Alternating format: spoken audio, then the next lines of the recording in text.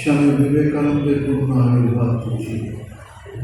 এই উপলক্ষে সারা পৃথিবীতে স্বামী বিবেকানন্দকে নিয়ে নানাবিধ অনুষ্ঠান সম্পন্ন হচ্ছে।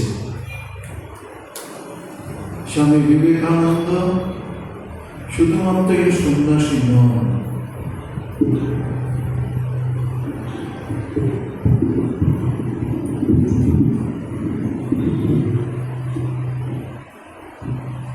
তিনি সব গুণেই বিভূষিত ছিলেন।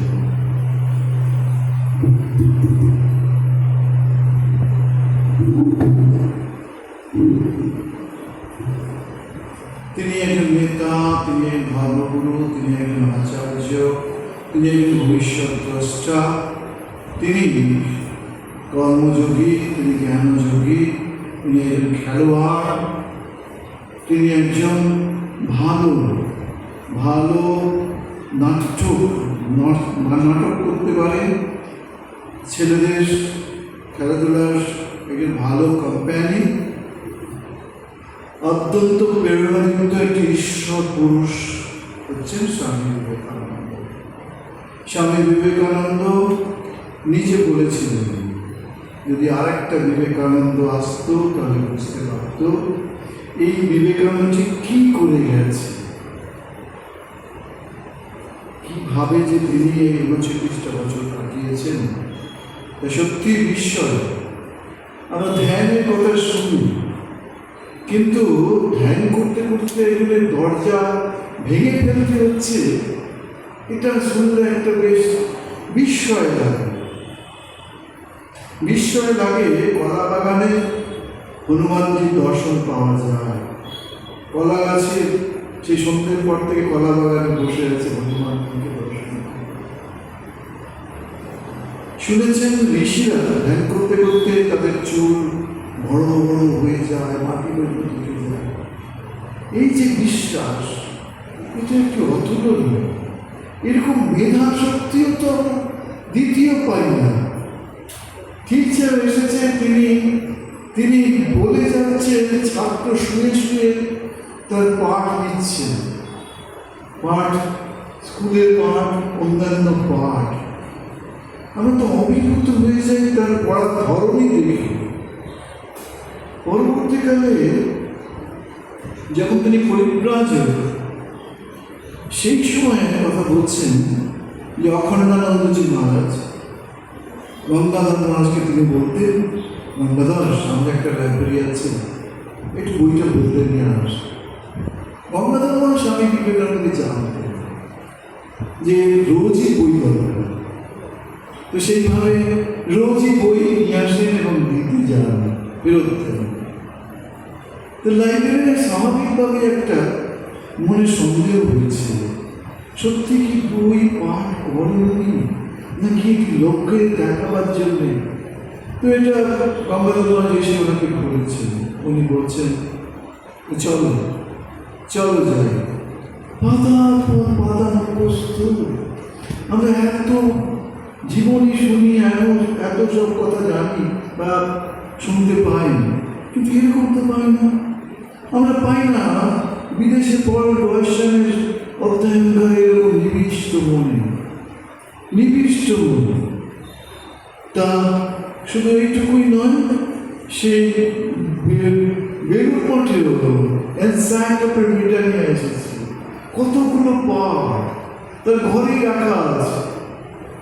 শিষ্যকে বলছে, দেখ বইগুলো কেমন সুন্দর এসেছে মঠে। তো শিষ্যকে তিনি বলছেন, আমার কিন্তু সব পড়া হয়ে গেছে। কিন্তু কিছুদিন আগেই তার সঙ্গে দেখা করে গিয়েছিলেন, তখন তার বইও দেখেনি, কোনো কিছু নয়। বলছে পরীক্ষা কর না, পাতার। আমাদের যে ভারতবর্ষ, এই ভারতবর্ষের কথা আপনি ভাবুন। যখন তিনি বিদেশ থেকে ফিরে এসেছেন, তখন তাকে সম্ভবত সাউথে বলা হলো যে আপনি তো বিদেশে বসে অনেক কিছু বলে এসেছেন, আমাদের দেশের কথা আপনি কি ভাবছেন? স্বামীজি বললেন,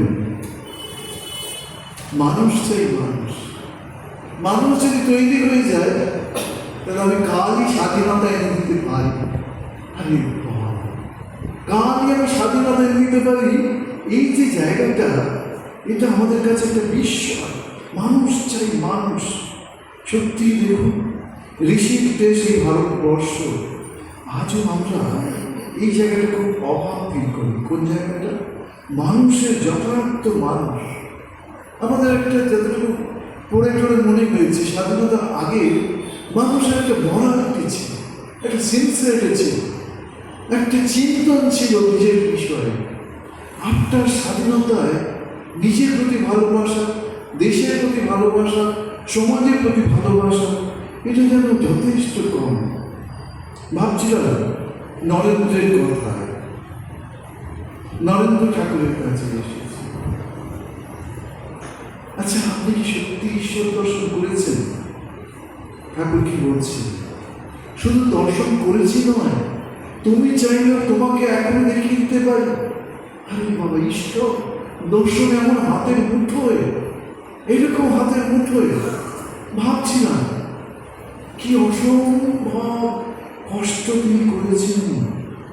ঠাকুরের কাছে পাওয়ার বলতেন, আমার কিছু হলো না, আমার কিছু না, করে দিন আমাকে। ঠাকুর তাকে নির্বিকল্প সমাধি দিয়েছে। কোথায়? কাশীপুর পান্ডিতে। যখন বুড়ো গোপাল দাদা শুনছেন, নরেন বলছেন, আমার হাত কোথায়, আমার পা কোথায়, আমি কোথায়? তিনি শুনেছেন ঠাকুরের কাছে। ঠাকুর শুনে বলছেন, থাকতে দিন, আমাকে বড় জ্বালাচ্ছে, থাকতে দিন। সেই নির্বিকল্প সমাধি পেতে আমাদের কত জন্ম যে লাগবে, আমাদের জন্ম সম্বন্ধে কোনো হুঁশিত নেই। তো স্বামী বিবেকানন্দ যখন জিজ্ঞাসা করলেন যে ভারতবর্ষ কি করে, তিনি যে দিকগুলো ভুলে গেছেন আজও প্রাসঙ্গিক। তিনি বলছেন যে তোমাদের জীবনে দেখছি পরানুমোদন প্রিয়তাই একটা বিষয়। সত্যি তাই। আমরা কে কিভাবে চলছে সেটাকে নকল করতে পারলেই, কিন্তু তার মধ্যে কোনো নকলের ভাব নেই, এই পরানো। আর সব বিষয়ে স্বাধীনতার আগে হীনমন্যতা আছে, সব বিষয়ে আমি কিছু না, ওরা এত বড়, আমার দ্বারা কিছু হবে না। আর ধর্মটা একটা কুসংস্কারে পরিণত হয়েছে।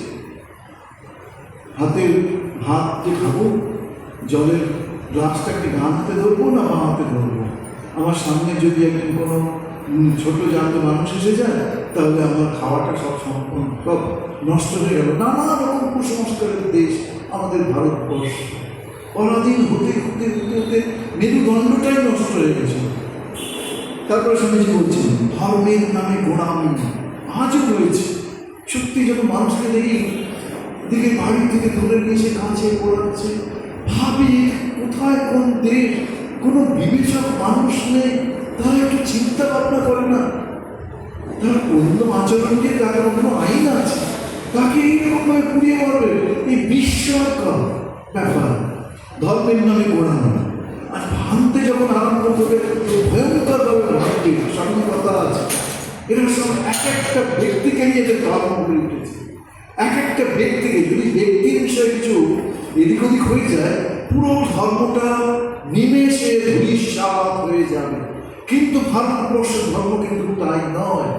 ভারতবর্ষের ধর্ম ঋষিদের কাছ থেকে এসেছে। আমাদের বেদ, উপনিষদ ইত্যাদি দেখুন, কোনো ঋষি তার নাম বলছে না।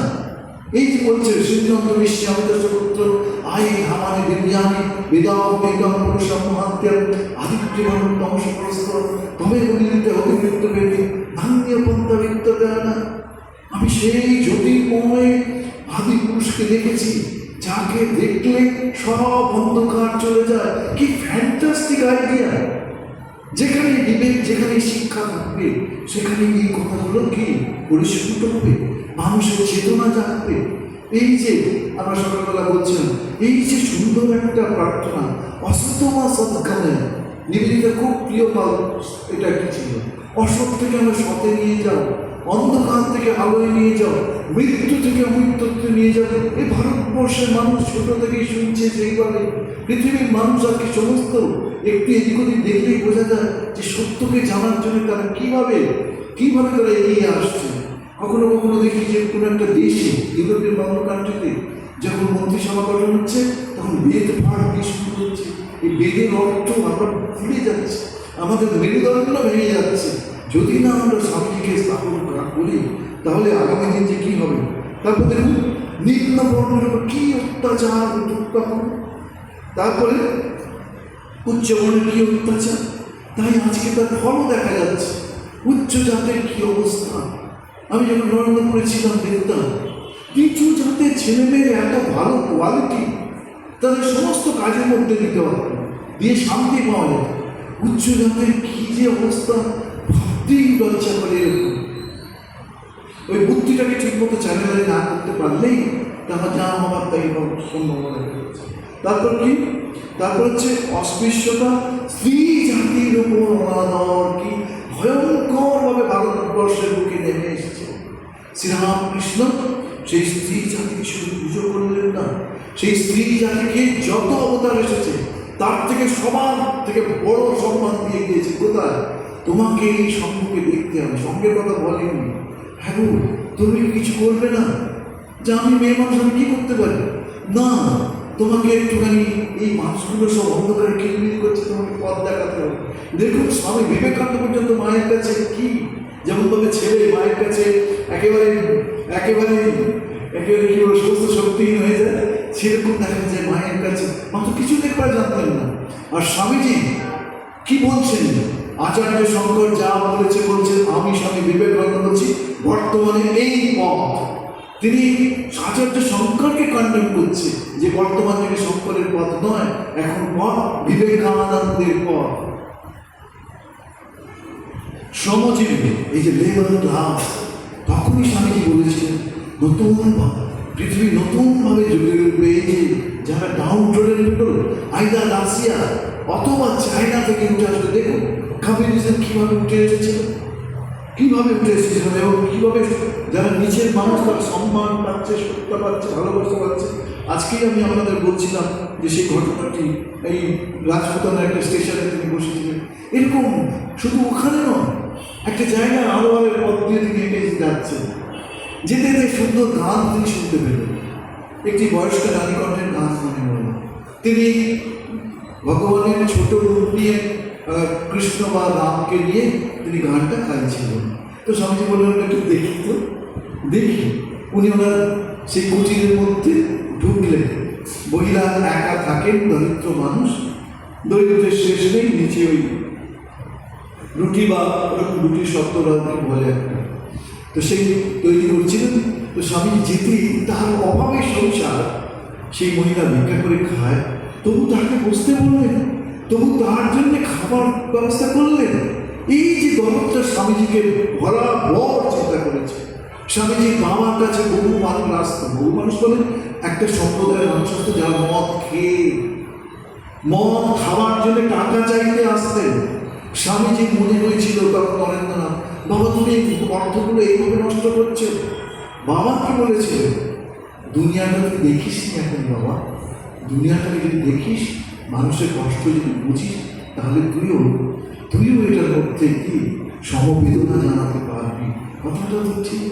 দরিদ্র মানুষ, অসহায় মানুষ, সে তার কষ্টকে নিবারণ করার জন্য হয়তো এরকম কোনো নেশা ধরেছে। তো স্ত্রী জাতির যে উন্নতি, এটা স্বামী বিবেকানন্দ। আমি বলছিলাম সকালবেলায় আমাদের নিবেদিতার কথা। নিবেদিতা যখন প্রথম ইংল্যান্ডে স্বামীজিকে দেখলেন, তিনি আশ্চর্য, কি দিব্য পুরুষ।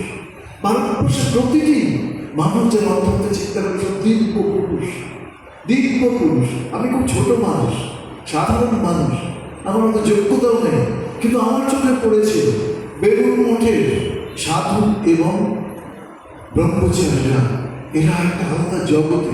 যখন সারদা মঠের সন্ন্যাসী বা মাতাজিরা দেখতাম, তখনও বলতাম, ভাবতাম এরা সংসারে থাকলে এরকম এদের ভাবটা হয়তো পাওয়া যেত না। এরা উচ্চ চিন্তা, উচ্চ ভাবনার জন্যই তাদের এই সব ছেড়ে যেতে আমরা এই দিকে আসার চেষ্টা করেছি। তো দেখুন স্বামীজি বলছে প্রকৃত ধন উৎপাদনকারী তাদের প্রতি অবজ্ঞা। এইসব পথ এই সম্পদ কি করে ক্লিয়ার হবে? স্বামীজি বলেছিলেন, গিভ দেম এডুকেশন ফার্স্ট। ভারতবর্ষের মানুষকে আগে শিক্ষিত করতে হবে। শিক্ষিত করতে হবে যে শিক্ষায় মানুষ নিজের পায়ে দাঁড়াতে পারে, যে শিক্ষায় মানুষের মনের শক্তি বাড়ে, বুদ্ধির বিকাশ ঘটে, আত্মবিশ্বাস শ্রদ্ধা জানতে পারে, সেই শিক্ষা না হলে শিক্ষার কি হলো? আজকে আমরা তাই দেখছি, আজকে আমরা দেখছি অধ্যাপক ক্লাস করে যাচ্ছে, ডাক্তারি করে যাচ্ছে, কিন্তু পেশেন্টের সমবেদনা, পেশেন্টের যে শ্রদ্ধা বিশ্বাস, সেইটা কি সব জায়গায় ঠিক থাকছে? আগেকার দিনের মানুষের কিন্তু আমরা এইটা দেখতাম, তারা ভগবতমুখী হয়ে থাকত। সেই জন্যই তাদের যে কোনো চিন্তায় তারা সফলতা লাভ করতে পারতেন না। তো স্বামীজির শিক্ষা কি? স্বামীজি পেরেছেন। আজকে হাজার হাজার ছেলে ভারতবর্ষ থেকে বাইরের দেশে, এটা কি? স্বামীজি বলেছিলেন সায়েন্স অ্যান্ড টেকনোলজির সঙ্গে রিলিজিয়নকে যুক্ত করতে হবে। ঠিক তাই, কোটি কোটি টাকা ভারতবর্ষে আসতে এই ছেলেদের মাধ্যমে, কোটি কোটি টাকা তারা ওখানে উপার্জন করছে। স্বামীজির মনে কি ছিল? স্বামীজির মনে ছিল সায়েন্সের মাধ্যমে। আমরা যে টাটার কথা ভাবি, টাটা জামশেদজি, টাটা কিন্তু তিনি আবিষ্কার করলেন। তিনি সন্ন্যাসী মানুষ একই জাহাজে চলেছিলেন জাপানে। ওইখানেই তো স্বামীজির সঙ্গে আলাপ হলো। স্বামীজি তাকে বললেন সিংভূম ডিস্ট্রিক্টে প্রচুর পরিমাণ আক্ষরিক লোক আছে। স্বামীজি ইতিহাস, ভূগোল, বিজ্ঞান কি না জানতেন, অ্যাস্ট্রোনমিও খুব সুন্দর জানতেন। যে জানে সেই আকাশে গ্রহ নক্ষত্র সারা রাত ধরে দেখছে। আর কি ক্ষেত্রের রাজাকেও টেলিস্কোপ দিয়ে দেখাচ্ছে, এটা এই তারা, ওটা ওই তারা, ওইটা তারা। এই আমাদের সমস্ত সংসার খেয়ে ফেলেছে, আর আমাদের মনকে আমরা সেই জায়গায় তুলতে পারছি না। ঈশ্বরই একমাত্র পারে ঈশ্বর চিন্তায় মানুষকে নতুনভাবে গড়ে তুলতে। স্বামীজি বলছেন যে তার শিক্ষা কি? মানুষ গড়া শিক্ষা, কোথাও পাওয়া যায় না। Man making is my mission, man making is my mission. সে মানুষ কেমন হবে? সে মানুষ হবে সৎ মানুষ হবে, সে মানুষ বুদ্ধিমান হবে, সে মানুষ পরিশ্রম হবে, সে মানুষ কর্তব্যপরায়ণ হবে, সে মানুষ পরোপকার হবে। এই স্বামীজির নির্দেশ। যখন আমাদের একজন মহারাজজি পোপের সঙ্গে দেখা করতে গিয়েছিলেন, পোপ মহারাজজিকে দেখে বলছেন, yes I know Ramakrishna Mission, I know Ramakrishna Mission, small but quality is there, quality's power is there. Swami বিবেকানন্দকে ফরেনার্সরা, আমেরিকানদের ছাপ বহু মানুষ ভয় করত। তারা স্বামীজিকে নানাভাবে নেগলেক্ট করেছে, নানাভাবে, কিন্তু স্বামীজি ঘুমে থাকেননি। তারা দেখতেন স্বামীজির বক্তৃতায় শত শত লোক যাচ্ছে, প্রচুর টাকা পয়সা স্বামীজির ওখানে চলে যাচ্ছে। পরে স্বামীজি এটা বুঝতে পেরেছিলেন যে বক্তৃতা একটা কোম্পানির সঙ্গে যুক্ত হয়েছিলেন শুধুমাত্র ভারতবর্ষের কল্যাণের মঙ্গলের জন্য। তো তিনি পরে ওটা ছেড়ে দিয়েছেন, কিন্তু বহু মানুষ তাকে ছেড়ে গেছিলেন। বহু মানুষ তাকে তার কল্যাণের জন্যে বা ভারতবর্ষের কল্যাণের জন্য তার সঙ্গে সঙ্গে থাকতেন। স্বামীজি কারিগরি শিক্ষার কথা বলেছেন। বা কারিগরি শিক্ষা লাগবে, শুধু পুস্তকে শিক্ষা নয়, ছোট জগন্নাথের মতো হলে চলবে না। স্বামীজি শিক্ষা সকালে বলছিলেন যে আমাদের মনকে উচ্চ সুরে বেঁধে রাখতে হবে। Simple living, high thinking. যত বড় বড় মানুষকে দেখা গেছে, আমরা দেখেছি খুবই সাধারণ পোশাকে তারা থাকে। আমি একজনের কথা বইতে পড়েছি, সুধা কুলকার্নি, যিনি আমাদের বড় একটা কোম্পানির সঙ্গে যার হাজবেন্ড, ইনফোসিস। যখন প্রথম পড়ি আমি অভিভূত হলাম, এরকম মেয়ে ভারতবর্ষে আছে, এ তো সাক্ষাৎ সরস্বতী। যা পড়ছি যেন মনে হচ্ছে আরে অদ্ভুত। তো তিনি তার লেখাতেও পড়েছি বা তার ভাবনাতেও দেখেছি, তিনি লিখছেন যে কালাম স্যারকে আমি দেখেছি একটা সাধারণ পোশাকে বসে। আমরা মনমোহন সিংকে দেখেছি একই পোশাকে, একই দাঁড়িয়ে। আমরা জিরানি কাটা খেতে গেছি একই পোশাক, বাইরের ঢং ঢাং নয়, নিজে মা সারদা যুদ্ধ কোনোদিন করলেন না, যুদ্ধ কোনোদিন করলেন না, জামা কোনোদিন করলেন না। विक्रम सिंह इधर आए, विक्रम सिंह को मैं नमस्ते दे रहा हूँ, बेस्ट विशेष निगरान दे रहा हूँ। तो आप बेंगली समझते कुछ? हाँ, हम एक बांग्ला जानी। अरे वाह, वाह, वेरी गुड। तो যেটা বলছিলাম যে আমাদের স্বামীজি শিখিয়ে গেলেন ভারতবর্ষে বা ধর্মীয় মানুষের কি চাই, চাই ত্যাগ আর সেবা, ত্যাগ আর সেবা। সংকীর্ণতা থেকে বেরিয়ে আসতে হবে। সংকীর্ণতাই হচ্ছে ধর্মজীবনের বড় একটা জায়গা। স্বামীজি আমাদের জানালেন বহুজন হিতায় বহুজন সুখায়। কি অদ্ভুত আইডিয়া! তুমি নিজেকে জানার চেষ্টা করো, আর কি তুমি যে দেশে একটা মানুষ হয়েছ সেটা একটু মানুষকে দেবে না, দেবে না তুমি। স্বামীজি তা প্রথম আবিষ্কার করলেন প্রহ্লাদানন্দজিকে আর নিশ্চয়ানন্দজিকে। এরা স্বামীজি দীক্ষিত ছিল। নিশ্চয়ানন্দজি স্বামীজি ট্রেন আটকেছিলেন নন্দিগ্ন রাম নাকি, স্বামীজি যখন সাউথে আসছিলেন ট্রেনে করে, তখন উনি লোকজন নিয়ে ট্রেন আটকেছিলেন যে স্বামীজিকে একটুখানি দেখবো বা আমরা দেখবো। ঘাট সাহেব কী করবে, বাধ্য সব পথে নেমে এসেছে। এই কল্যাণ আর নিশ্চয়কে তিনি পেয়েছিলেন বেলুর মঠে। কল্যাণকে নিশ্চয়কে তিনি ডাকলেন, আরে করে জীবনের ব্রত কিনে চুপ করে আছে। তারপরে বলছে স্বামীজি আপনি যা আদেশ করবেন আমরা তাই করবো। কল্যাণ আর নিশ্চয়কে তিনি বললেন আমি 2 পয়সা দিচ্ছি, তোরা উত্তরাখণ্ডে চলে যা। স্বামীজি কী করবো বুঝতে পারছি না।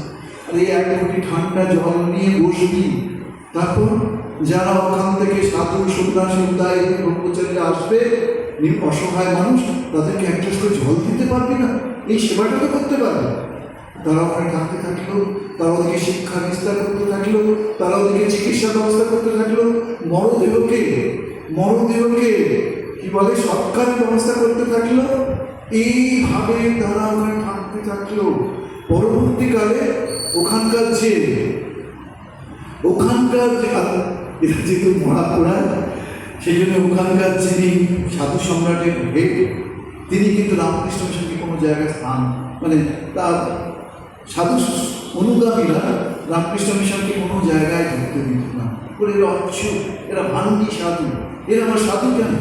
উনি বলে ধনদাস বাবাজি এরকম কিনা, তিনি একদিন ওদের দুজন সেবজি এসেছিলেন, তো তাদেরকে ডাকলেন, বসালেন, আর সাধু সমাজকে বললেন যে দেখো তোমরা কিন্তু একটা জিনিস খুব ভুল করছো। এই যে 2জন সাধু এখানে তোমরা অচ্ছুত করে রেখেছো, ওরা কিন্তু এটা কর্মযোগ করছে, ওটা সেবা যোগ করছে। তোমরা ওদেরকে কাছে ডাকো, ওদেরকে বসাও, ওদেরকে সাহায্য করো। আর কি বলে 2জন যে সেবজি এসেছিলেন সে তাদের বললেন যা টাকা আপনারা আমাদের দিতে এসেছেন আপনারা ওখানে দিন। আমি নিজে দেখেছি যে বহু জায়গায় গিয়েও চিকিৎসা ভালো হচ্ছিল না, আমরা এখানে এসে চিকিৎসা করে আমাদের ভালো হয়েছে, তাই এতটা টাকা আমার বাবার নামে বা বাবার ঠাকুরটার নামে বা স্ত্রীর নামে, এরকম অনেক জায়গায় সব বাড়িতে। অবাক হয়ে গেলাম কোন শক্তিতে হচ্ছে। এমনকি আমি দেখেছি একজন মহারাজ আমাকে বলেছে, তিনি মায়াবতী অদ্বৈত আশ্রমে বলছেন দেখো এ বোধহয় ঠাকুরের কৃপা, ওখানে আমাদের কিছু নেই। একজন হাত বেরিয়ে এসেছিল, তারপর আমরা একটা কাঠ দিয়ে ভালো করে বেঁধে দিলাম, তারপরে কি হলো, তার হাত ধীরে ধীরে ভালো হয়ে গেল। এটা তুমি কি বলবে? আর আমরা দেখি সেই একজন মহারাজজি ছিলেন যিনি ওখানে থাকতেন কাশীতে। তিনি কি করতেন? তিনি ব্যান্ডেজ করতেন। বনবিহারী মহারাজ, খুব অল্প লেখাপড়া, তার গুরু বেলুরমঠে থাকতেন। গুরু বলেছিলেন যাও কাশী থেকে জীবন কাটাও। তিনি ওখানেই ওই ড্রেসিং করতেন। আর যার ড্রেসিং যাই হোক না কেন, বাঘে খাওয়া হোক বা অন্য কিছুতে হোক, ওই তার স্পর্শ পেলেই ভালো হয়ে যেত। তিনি কোথাও বলেছিলেন মা সারদায় আমি দর্শন পেয়েছিলাম, একজন মহিলা একদম সারা গায়ে ঘা হয়ে এসেছেন, তার উনি ভাবছেন যে আমি কি নারী শক্তি কী করে টাচ করি, তারপরে মায়ের খুব দর্শন করেছিলেন। তো এটা স্বামীজি এই যে কথাটি ঠাকুর তাকে বললেন, তার আগে দেখিয়েছিলেন কি দেখিয়েছিলেন যে আমি কি হিন্দিতেও বলার চেষ্টা করি, হয়তো এতটা ভালো পারবো না, কিন্তু যারা যারা হিন্দিভাষী নয় তারা যদি বাংলা বোঝার চেষ্টা করতে পারে তাহলে এটা হবে একটু। तो क्या हुआ था, एक दिन ठाकुर ने दक्षिणेश्वर में डिस्कशन करते हैं।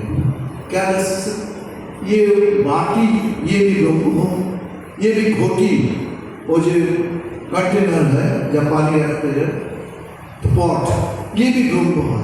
तो स्वामी जी दादा मुस्कुराए, अरे क्या बात है, पागल हो गए, ये क्या बात करते हैं, तो घोटी अगर इसलिए गॉड है, ये कोई नहीं हो सकता। तो घर में वो जाते हैं, उसी टाइम वो ट्राम चलते हैं, ट्राम लाइन उसके घर के बगल में जाते हैं, तो वो देखते हैं कि ये ट्राम ही ब्रह्म, मैं उसके एकदम नजदीक में आ गए, जे हमारा कुछ नहीं होगा। वो जो माँ खाने दिया था, चावल दावल सब्जी सब खा नहीं सकते, क्या है तो इतना टाइम बैठे हैं तो बात नहीं कर सकते, लेकिन वो देखता है कि ये सब ब्रह्मों का कैसे खाएंगे, तो उसका तो प्रॉब्लम है ये। फिर वो एक दिन ठाकुर की परीक्षा किया था, ठाकुर ने रुपया स्पर्श नहीं कर सकता है, जो टाका और रुपीस कोई भी नहीं हो टच नहीं कर सकते, टच करने के बाद उसके हैंड थोड़ा रुके हो जाते हैं। तो ठाकुर स्वामी जी एक दिन एक दिन बिछाना बिस्तर के अंदर में कुछ रुपया रख दिया है, तो ठाकुर ने बाहर से आके पढ़ने जा रहा है, तो देखा है कि बैठ नहीं सकते, क्या हुआ, अरे अरे देखो तो उसके बिस्तर में कुछ है कि नहीं, तो देखा है थोड़ा, तो नरेंद्र के बोले, नरेंद्र साधु को परीक्षा कर लेना, साधु को परीक्षा कर लेना, ये बात हमें देखता है। तो स्वामी जी ने बोले बहुजन हिताय बहुजन सुखाय, एक मिनट आप लोग नहीं चले जाएंगे, आपको यह प्रसाद रेडी है, जाके प्रसाद लेने के बाद जाना है। तो स्वामी जी एक दिन नरेंद्र बोले, नरेंद्र अच्छा तू क्या चाहते हैं, नरेंद्र बोले मैं तो चाहते हैं कि 6-7 डेज में समाधि में रहेंगे, तो इसके बाद जो समाधि के जो जॉय वो हमारे जोड़ी है, फिर कभी कभी मैं गाँव में आ जाना और कुछ खाने के बाद फिर ऐसे ही चाहते हैं, ऐसे उस टाइम थे ये समाधि। तो उस ठाकुर ने बोले अरे ये क्या है, क्या चाहते हैं, अरे लाखों लोग खाने नहीं पड़ते नहीं, तू क्या है वाटर भिक्षुकारी हो, उसके अंदर में बहुत सारे आदमी आ जाएगा, बैठ सकते, कूल एयर मिल जाएगा और बहुत सारी सुविधा आ जाएगी, ये सब ठाकुर ने बोले। तो इसके बाद स्वामी जी क्या हुआ, नरेंद्र नाथ उसी चिंतन थोड़ा चेंज कर दिया, उसी चिंतन चेंज कर दिया कि ये जीवन में करे जे योग से भी ईश्वर, उन्हें থাকতে অখণ্ডানন্দ जी महाराज রাজস্থানে উনি স্কুলের ছেলেদের পড়াতে থাকছেন, তারপর উনি আবার ফিরে এসে কি আমাদের সারগাছিতে সেবার কাজ শুরু করেছিলেন, আমরা সবাই জানি। আর স্বামীজি খুব আশীর্বাদ করতেন, আর সত্যি তো আমাদের দেশে এই সেবার দরকার। ঠাকুর ওনাকে দেখিয়েছিলেন, কি দেখিয়েছিলেন নরেনকে, যে দেখ নরেনকে বলেছিলেন যে আমি আমি আমি কোথায় বৈদ্যনাথ ধামে যাচ্ছিলাম, যাওয়ার পথে স্টেশন থেকে নেমেছি, দেখি কত মূর্খ মানুষ আমাকে ঘিরে ধরেছে। স্বামী ওই জন্য বলতেন আগে স্পিরিচুয়ালিটি নয়, আগে ফুড দাও তাদের, আগে খাবার দাও, এসব পূর্ব দেবতাকে আগে খাও, অন্ন বস্ত্র ব্যবস্থা করো, তারপর স্পিরিচুয়ালিটি করো। এ কি তোমাদের মাথা খারাপের অবস্থা। তো সেইটা ঠাকুরের কাছ থেকে তুমি শুনলেন যে যেসব দরিদ্র মানুষরা তাকে ঘিরে এসেছিলেন ঠাকুর কিন্তু মথুবাবুকে বললেন, আমি কিন্তু বৈদ্যনাথ ধামে বাবাকে দর্শন করতে যাব না যতক্ষণ না তুমি এদের খাবারের ব্যবস্থা করো। সত্যিই তাই ব্যবস্থা করলেন। আর যার জমিদার শুধু টাকা সহজে খরচা করতে চায় না, এদিকে ঠাকুর বসে আছে রাস্তাতেই, যখন খাওয়ানো হলো, এক মাথা করে তেল দেওয়া হলো, তারপরে বসে ভালো করে ভাত টাত খাওয়ানো হলো, তখন তৃপ্তি করে তুমি ওখানে গেলেন। শুধু তাই না, বেঙ্গলেও মথুর বাবুর রাজত্বে তিনি গিয়ে দেখেন যে ফসল টসল হয়নি, মানুষের খুব অসুবিধে হচ্ছে। তিনি মথুরকে বললেন যে এইসব মানুষগুলো দেখো এসে বলছে এদের সেরকম কিছু আয় হয়নি, ছেলেগুলো নিয়ে কি খাবেন, তো সেখানে কি তুমি এদের আমাদের ব্যবস্থা করো।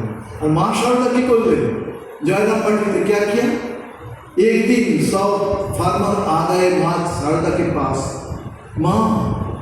माँ देखो ये तो इस बार तो कोई कल्टीवेशन अच्छा नहीं हुआ था, इतना सामान घर में सब जल गया, तो क्या होगा माँ, क्या होगा, तो पानी बहुत दिन नहीं हुआ था। माँ ने बोले, क्या बोले, माँ ने क्या अन्नपूर्णा, वो ठाकुर जी के पास आए, छवि पिक्चर, ठाकुर जी ये क्या हुआ, ये गांव के आदमी सब भूखा रहेंगे, ऐसा नहीं होगा। तो माँ ने इवनिंग टाइम में जस्ट वो जाके देखना है क्या करीब क्या कंडीशन है। उस दिन इतना पानी गिरे आकाश से, उस दैट ईयर में इतना शोषण हुआ था। फिर चाषी कल्टीवेटर सब आ गए जयराम पार्टी माँ के पास। माँ आपके कृपा से इस बार इतना अच्छा आशना पैडिंग हुआ। माँ बोले नहीं, मुझे नहीं, ये जो सिंधुबाई की माई है उसकी कृपा। माई तो सिंधुबाई, माई तो दूध का, माई तो काली, क्या देखेंगे, माई तो आशीर्वाद किया था नौरेन जब क्या हुआ, मैं मॉर्निंग बताते स्वामी मॉर्निंग बताते जो कन्याकुमारी का शिला के ऊपर 3 दिन मेडिटेशन किया था। बाद में वो कंक्लूशन आए जे हमारे रिलीजन के हम लोग ठीक से एप्लीकेशन नहीं किया था, इसलिए भारतवर्ष इसी कंडीशन में है। रिलीजन के चमका करना पड़ेगा, रिलीजन थोड़ा अनाचार अविचार ऐसा के ये रुक गए। उस टाइम जब चेन्नई में आए, फिर 500 रुपीज कलेक्शन हुआ स्वामी जी को विदेश जाने के लिए। स्वामी जी छोड़ दिया। स्वामी जी बोले ये माँ के आदेश नहीं मिला, मुझे आदेश नहीं मिला, मुझे भी तपस्या करना पड़ेगा। मैं बोले मॉर्निंग में हैदराबाद गए, किसी जब घटना इवेंट हुआ था, फिर कितना मास पहले बाद में जब मैट्रस में आए, आला सिंगर पेरुमल, सिंगर पेरुविलियन, ये सब आदमी उसके पास आ गए। वो डोर टू डोर गए, हर की लोगों ने ज़्यादा से ज़्यादा रुपया दिया। उस टाइम 5000 रुपीज कलेक्शन हुआ। इसी कलेक्शन लेके स्वामी जी अमेरिका गए। तो माँ भी चिट्ठी भेजे, नरेन तो अमेरिका जाने के लिए परमिशन मिला, मैं आशीर्वाद करता हूँ, तुम उधर जाओ। माँ ने देखा है, क्या देखा है, मैं पहले बोले थे, माँ गंगा के किनारे में बैठे थे, आफ्टरनून में देखा है कि ठाकुर ने पीछे से आके गंगा में डूब गए। और स्वामी जी ने क्या किया, स्वामी जी के फिर उसे पीछे आके उसी पानी सबको जगह पे डालते हैं, सबको जगह पे स्प्रेड करते हैं। तो इसी दर्शन के बाद माँ ने स्वामी जी के चिट्ठी भेजे, ने लॉरेन तू जा। उस टाइम जो इंडिया के छोड़ के जाने, काला पानी छोड़ के क्या हो गया, वो थोड़ा इंडिया में उसका कोई जगह नहीं मिलता है, ऐसा थे। तो स्वामी जी माँ के प्रणाम करके जस्ट ही अटर्ड दैट वर्ड, क्या uttered, the sisters and brothers of America जय ना अटर्ड किया था। इतना 7000 लोगों ने एक साथ में खड़ा होकर ताली दे के उसके संबर्धना किया। इतना भाषण सुना हम लोग, लेकिन आपके तरीके कोई नहीं बोले। ये सब ठाकुर जी का ऐसा हुआ। ठाकुर जी ने कहा क्या किया, ठाकुर जी ने बोले नरेंद्र के 18 टाइप्स ऑफ पावर्स देयर, जो एक पावर से केशव सेन पृथ्वी विख्यात हुआ था, फेमस हो गया था केशव सेन, इतना 18 पावर्स नरेंद्र को है। Narendra will teach the world. अभी भी हम लोग देखते हैं, ये तो एजुकेशन डायरेक्टर भी है, CSB सर आएंगे उस दिन, हम लोग करीब 1000 to 1500 स्टूडेंट्स के लेके यहाँ प्रोसेसन कर रहे हैं। ये कौन से पावर से आ जाएगा लोग आएंगे, स्वामी जी इतना अच्छा है, इतना पावर स्प्रेड किया है। तो नरेंद्र ठाकुर जी बोले, मैं मॉर्निंग में बोले, जब नरेंद्र नहीं आते हैं 1 दिन 2 दिन 3 दिन, ठाकुर जी रोते थे, कितना पानी उससे निकालते। वो नरेंद्र के लिए फील करते, Narendra will follow his dictum। और क्या, ठाकुर जी के साथ नरेंद्र डिबेट होता था, तो कभी ठाकुर छोड़ के गए, ठाकुर ने बोलते गिरीश दोस्त आए, उसके साथ तुम डिबेट करो।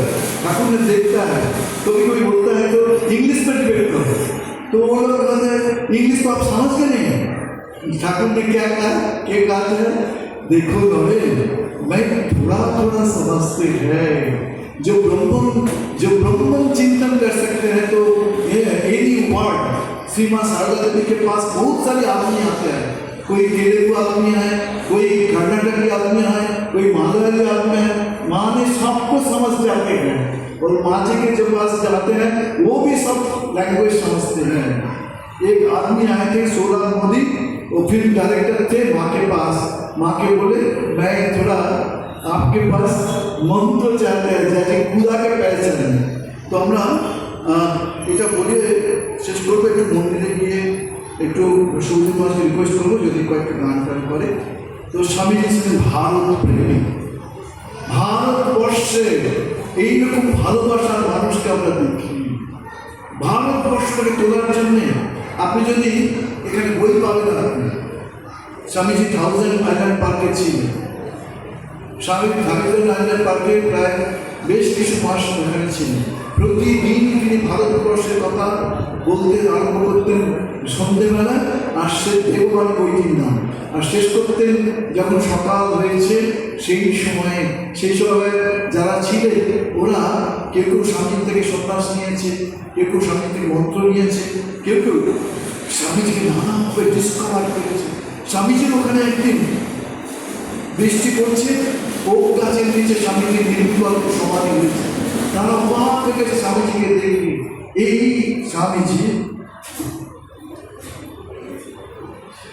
কি বলতেন, ভারতবর্ষ পুণ্যভূমি। কেন পুণ্যভূমি? এটা ঋষি দেশ। শুধু তাই নয়, সেই সব মানুষের দেশ যারা সত্যের জন্য সর্বস্ব ত্যাগ করতে পারে। দেখুন রামজি কত ত্যাগ করেছেন। देखो ठाकुर ने बाबा, ठाकुर को जो पिताजी खुदीराम थे, वो क्या है, गांव के जमींदार बोले तुमको फॉल्स साक्ष्य देना पड़ेगा कोर्ट में, जैसे हम उसी जमीन ले सकते हैं। ठाकुर जी ने तो नहीं किया, इसलिए कि घर छोड़ के बाहर बुलाए, एक छोटे वाला कपड़े के पेटी लेके वो चलते रहे। उसी को कोई आदमी कामापुर को देखा है, बोले हैं शुक्ला गोस्वामी देव बोले हैं यहाँ पर हमारे जमीन है, तुम यहाँ ही रहो, तुमको वाइफ के लेके तुमको लड़का लड़की के साथ यहाँ ही रहो। आशिक आदि कामापुर को कितना आदमी जाते हैं, प्रणाम करते हैं, इंस्पिरेशन मिलते हैं। तो स्वामी विवेकानंद আমি মনে পড়ছে ঋষি অরবিন্দের কথা। ঋষি অরবিন্দ তার ভাই দক্ষিণেশ্বরের মাটি বাড়িতে রাখতেন, আপনারা জানেন না জানি না। ব্রিটিশ গভর্নমেন্টের পুলিশরা ওই মাটিকে দেখে ভয় পেয়ে গিয়েছিল। ওটা জিজ্ঞেস করেছিলেন, বললো ওটা দক্ষিণেশ্বরের মাটি, অ্যাটম বোম। আর এটা কানাইলাল দে ঘটনা আমি বলেছি আগে, আবার বলতেছি কত মানুষের কত কি। কানাইলাল দে ছিলেন একজন কয়েদি, তিনি ফাঁসির আসামিতে কি ডিক্লেয়ার হয়েছিল। ফাঁসির 2-3 দিন আগে জেলা সাহেব তাকে দেখতে গিয়েছিলেন কলকাতার জেলে সম্ভবত। গিয়ে দেখছেন যে কানাইলাল দত্ত চন্দননগরের মানুষ, তিনি স্বামীজির বই পড়ছেন, কখনো গীতাও রয়েছে, গীতাও পড়ছেন।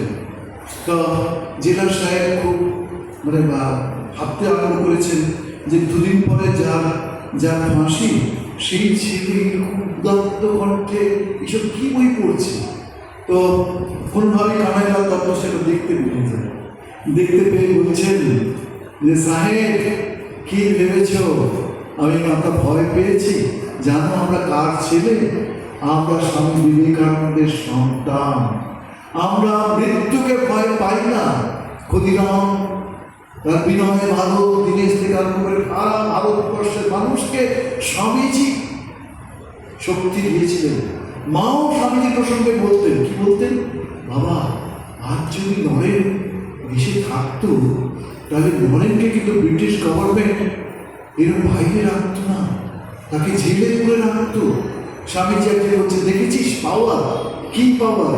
স্বামীজির জুতো পরিষ্কার করছে, স্বামীজির পা টিপছে ইংল্যান্ডের মানুষরা। তার বলছে, দেখ এইভাবে ওদেরকে দাসে বানাতে হবে। তো আজকে স্বামীজির জন্মতিথি, আজকে স্বামীজির জন্মতিথিতে কত কত জায়গায় হাজার হাজার জায়গায় সেলিব্রেশন, হাজার হাজার মানুষ স্বামীজির ডাকে এসে উপস্থিত হয়েছেন।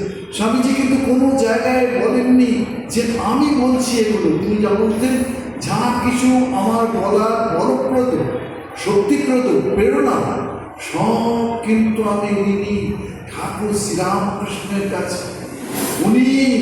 উনি সূত্র, আমি ভাষ্য। আর মা হয়েছে এটা কিভাবে তাদের বাণীগুলোকে কিভাবে এটাকে জীবন দিয়ে কাটানো যায়, সেই এক্সাম্পল হচ্ছে শ্রীমা সারদা দেবী। তো স্বামীজির জন্মতিথি আমরা এখানে পালন করার চেষ্টা করলাম যতটা পেরেছি। যারা এখানে এসেছে তাদের সকলকে আমি আন্তরিক শ্রদ্ধা জানাই, নমস্কার জানাই, তাদের কল্যাণ মঙ্গলের জন্য প্রার্থনা করি। স্বামীজির ওই কথাটাই খুব মনে হচ্ছে। কি মনে হচ্ছে? যে দেখ, যাবার আগে দাম কেটে যা। স্বামীজির আরেকটি কথা মনে হচ্ছে, তোরা দেশের ভাষায় শিক্ষিত হয়েছিস, এটাকে রিটার্ন দিতে হবে না, এটাকে কিছু করতে হবে না। জগৎ দুঃখে পড়ে খাপ হয়ে যাচ্ছে, তোমার কি নিদ্রা সাজে? আমি এরকম সহস্র মানুষ চাই, যুবক যুবতী চাই, যারা সমস্ত দিক থেকে তৈরি হয়ে এই দেশের কাজে ঝাঁপিয়ে পড়বে। আজ কিন্তু আমাদের দেশের যুবকরা চুপচাপ বসে নেই, তারাও বহুভাবে কাজ করছে, কিন্তু আমাদেরও দায়িত্ব আছে তাদেরকে তৈরি করা। তারা যাতে তৈরি হয়, স্বামীজি কিন্তু ওপর থেকে পড়ে গেছেন যে শরীর ছাড়ার আগে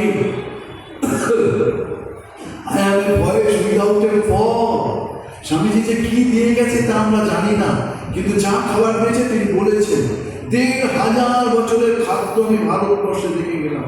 আর কখনো বলেননি আমি শুধু ভারতীয়, তিনি বলেছেন যেখানে দুঃখ, যেখানে দুর্দশা, যেখানে অসহযোগিতা, সব জায়গায় আমাদের যদি মানুষ চিন্তা করে তারা পথ পাবে। আমি সকলে সব অনেকেও কিন্তু স্বামীজিকে বলতেন, ওই কথাটা না বললে আমার ঠিক ভালো লাগছে না, ওই ঘটনাটা একটু বলি। স্বামীজির মা কীরকমভাবে তপস্যা করে স্বামীজিকে পেয়েছিলেন। স্বামীজি একবার একটা খারাপ কথা বলেন, তার বাবা কী করেছিলেন, তার বাবা দেওয়ালের উপরে লিখে দিয়েছিলেন। এটা বন্ধুরা এসে দেখে ধরেন সাবধান হয়ে গেল, মারধর না, এরকম। আরেকটি ঘটনা, তার মা বলেছিলেন, নরেন দেখো বিলে, তোমার বাবার বয়স হচ্ছে, শরীরটা ভালো না, তোমরা গিয়ে একটু বাবাকে বলো তোমাদের জন্য কি রেখে যাচ্ছে। ওনার মা জানতেন বহু টাকা লোন হয়ে যাচ্ছে, বহু টাকা। তারপরে ওনার বাবা কাছে যখন গেছে, তো বাবা প্রথমে চাকিয়ে দেখেননি, পরে তাকিয়ে দেখেন যে নরেন বলছেন, বাবা আপনি আমার জন্য কী রেখে যাচ্ছেন। ওনার বাবা কি বললেন জানেন? ওনার বাবা বললেন, আমাকে খুব পছন্দ হয়েছে কথাটি, তাই আমি এটা অনেক জায়গায় বলার চেষ্টা করি। না বিলে, তোমার বাবা কি রেখে যাচ্ছেন, যা বাইরে আয়না আছে ওটাই গিয়ে একটু দেখো। নরেন করে মুখটা ভালো করে গিয়ে দেখছে, সেই যে পাওয়ার, সেই যে ভেতরের মানুষ তৈরি করে দেওয়ার যে ওনার বাবা সেইটা তৈরি, সেই পুরুষত্ব, সেই শক্তি সেই সব কিছু এটা দেখেই তার মনে হলো যে মানুষ যদি তৈরি হয়ে যায় তাহলে আর কিছু লাগে না। স্বামীজি ওই জন্য বলতেন, মানুষ তৈরি হয়ে যায় তাহলে টাকা তোর বসে আসবে, টাকায় কোনো প্রবলেম হবে না। মানুষ চাই, মানুষ চাই, মানুষ সব হয়ে যাবে। স্বামীজির বাণী দেখুন, হে ভারত, ভুলে না তোমার নারী জাতির আদর্শ, সীতা সাবিত্রী দময়ন্তী ভুলে না, তোমার উপর শোভনা সর্বত্যাগী শঙ্কর, ভুলিও না নিজ জাতি মূর্খ দরিদ্র অন্ত মুচি মাতো, তোমার রক্ত তোমার ভাই, ভুলিও না এই সমাজ তোমার মহামায়ার ছায়া মাত্র, ভুলিও না তোমার জীবন ইন্দ্রিয় সুখ ব্যক্তিগত সুখের জন্য নয়, ভুলিও না নিজ জাতি মূর্খ দরিদ্র অন্ত মুচি মাতো, তোমার রক্ত তোমার ভাই। এই যে বা ওইটা আমার খুব ভালো লাগে, নূতন ভারত বেরো, লাঙল ধরে চাষার কুটির বের করে, জেলে ভালা মুচি ভেতরে চুপি থেকে বেরো, হাট থেকে, বাজার থেকে, কল থেকে, কারখানা থেকে। এখানে বিক্রম সিং জি আছেন, তো আমি অনেক সময় বলার চেষ্টা করি, क्या বলি, मैं दिलीपुर गाय, मैं हैवलॉक गाय, मैं और स्लिटी अंडमान भी गाय थे। वहाँ का आदमी के कुछ नहीं है, ओनली वही लिटिल नट्स, सुपारी और नारिकेल। एजुकेशन नहीं, रॉड अच्छा नहीं है। दिल्लीपुर से मैं वहाँ से मैं आई, कितना प्राकृतिक सौंदर्य है। मैं बेगोश है, मैं हिमालय भी देखा है, ऐसा ही दिल्लीपुर है, लिटिल अंडमान भी है। प्राकृतिक सौंदर्य बहुत रिसोर्स हुआ है। मैं सुनता है मोदी जी आते हैं, मैं सुनता है हमारे रिस्पेक्टेड गृहमंत्री जी आते हैं। हम लोग चाहते हैं ये डेवलपमेंट करना पड़ेगा, साइड प्रकृति के ठीक रखना पड़ेगा, प्रकृति ठीक रखना और हमारे एजुकेशन ठीक रखना सब है। तो আজকের শুভ দিনে আপনারা এসেছেন বলে সত্যি আমাদের খুব আনন্দ হচ্ছে। আর কি স্বামীজির ভাবনা, একজন আমাকে বাড়ি সুন্দর কথা বলেছে, মহারাজ আমার বাড়িতে কেউ এলে না আমি মন্ডা মিঠাই বেশি খাওয়াই না। আমি কেন না কী করতাম বললে, মহারাজ সামান্য একটু চা খাওয়াই আর ঠাকুর মা শান্তি ছোটো ছোটো যে 2 টাকা 3 টাকার বই এইগুলো প্রেজেন্ট করবো। 2-3 দিন আগে একটি ছেলে এসেছিল, ছেলেকে দেখে খুবই সাধারণ মনে হলো। ছেলেটি আমাদের রমনা থেকে এসেছিল, এসে বললেন, মহারাজ আমি রমনা থেকে পড়েছি, আমার বাড়িতে 30টা ছেলে থাকে, তাদের খাওয়া দাওয়া থাকা সব ফ্রি। আমি কি কাজ করি জানেন, আমি ট্যুর কন্ডাক্টরের কাজ করি। এটা আমার শুধু ওই ক্ষেত্রে আমি দেখিনি, আমি অনেককে দেখেছি। আমরাও, সরকার আমাদের টাকা বন্ধ করে দিয়েছে, কিন্তু আমরা ঠিক করেছি আমরা যদি এক মুঠো খেতে পাই তাহলে আমরা আরও একটা ছেলেকে রাখবো, মানুষ করার চেষ্টা করবো। কারণ মানুষই করে সব করতে। আমাদের অনেক ছেলে বড় বড় পুলিশ অফিসার, ইঞ্জিনিয়ার, আরও কত জায়গায় গেছে। তো আমাদের জীবনব্রত এইভাবে আমাদের কাটুক। স্বামীজি আমাদের আশীর্বাদ করুক, স্বামীজি আমাদের মানুষ করবার শক্তি দিন, প্রেরণা দিন, দিশারি হয়ে আমাদের এগিয়ে নিয়েছিলেন। তো মসাতুমা সৎকামায় তমসমা জ্যোতির্গমায় মৃত্যুর্মা সর্বে ভবন্তু সুখিনা সর্বে সন্তু নিরাময় সর্বে ভদ্রাণি পশ্যন্তু মা কষ্টি দুঃখ ভাগ ভয়। ওম পূর্ণমদ পূর্ণমিদম পূর্ণাৎ পূর্ণমুদচ্যতে পূর্ণস্য পূর্ণমাদায় মেবাবশিষ্যতে। ওম শান্তি শান্তি। জয় ঠাকুর, জয় মা, জয় শান্তি। আপনার নমস্কার।